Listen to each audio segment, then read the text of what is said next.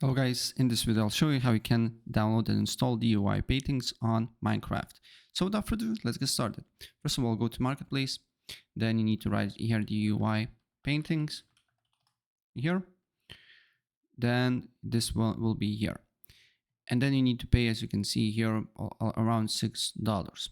I'm not going to do that, so I will show you with the free add-on how you can do so. So the process will be literally the same.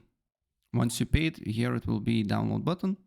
You just need to press on it and then press download and wait until add-on will be downloaded to your Minecraft Bedrock game. Here you need to press download again and wait until content will be downloaded. And once content is downloaded, you can activate add-on here, or simply you can go to hit play, find your world, press pencil icon, then go to behavior packs available, then you can activate it here. Also, what you can do here, if you want to create a new world with that particular add-on, press create new world again, and do the same here. Available, activated. So that's pretty much it. If I help you out, please press like.